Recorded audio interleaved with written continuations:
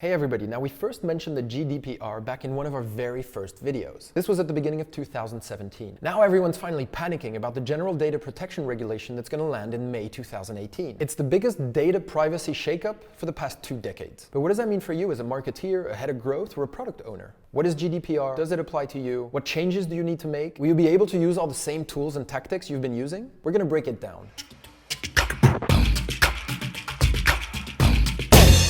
By the way, we've used a lot of the material published by superoffice.com in this video. There's a link to their article which I encourage you to read in the description below. So what is GDPR in a nutshell? It's a new European regulation that's going to regulate 3 things. First of all, how do you get permissions from users to use their email and personal data? The main point here is you need to say goodbye to all those good old soft opt-in forms, and you'll have to get much stronger consent, what we call a hard opt-in, from customers in order to grab their data and keep it. This basically means that you'll have to use less dark UX and be more creative. Jim noted a really good point that with GDPR on its way, maybe live chat and chatbots are going to become even more essential because you essentially don't need a hard opt-in to use a live chat or a chatbot. Okay, that was the first point. Now the second point you need to remember. Users should be more easily able to have access to their data, see what data you have about them, and ask for it to be deleted if they want it to. From your point of view, this can be as easy as including an unsubscribe link for your email marketing efforts and probably giving users access to a personal profile where they can see which data you have and where they can actually delete parts of that data if they feel necessary. And finally, the third point, which kind of makes sense, is that you should only ask for what you really need. Why does my flashlight app need to have access to my location? Why does a cosmetic company need to have access to my shoe size? The idea here is that we should only focus on collecting data that we actually need. And this isn't actually bad news. Your UXers and your data scientists will actually thank you later. Who's going to be affected by this? Well, anybody who's targeting customers within the EU. Even if you're based in a country outside of the EU, but you're targeting customers inside the EU, this applies to you. Within a company, who's going to be affected? Well, it's marketeers, product owners, lead generators, marketing automation experts, anybody that has an interaction with the customer, especially at the top of the funnel. Now you might be thinking, what about all these awesome tools I use? Will I still be able to use them? So we've actually reached out to a few tools and we've done some research. Here are a few examples. Google, of course, has been making steps to become compliant already a couple years ago. Our favorite data aggregation tool, segment.com, will soon be totally compliant. And another one of our favorite tools, Hotjar, has also announced that they will soon be compliant. However, our research shows that some tools, especially with regards to email guessing or cold lead generation, might be hit really hard. We've contacted a few, which we're not going to name, but they've said that they might actually cease their European activity altogether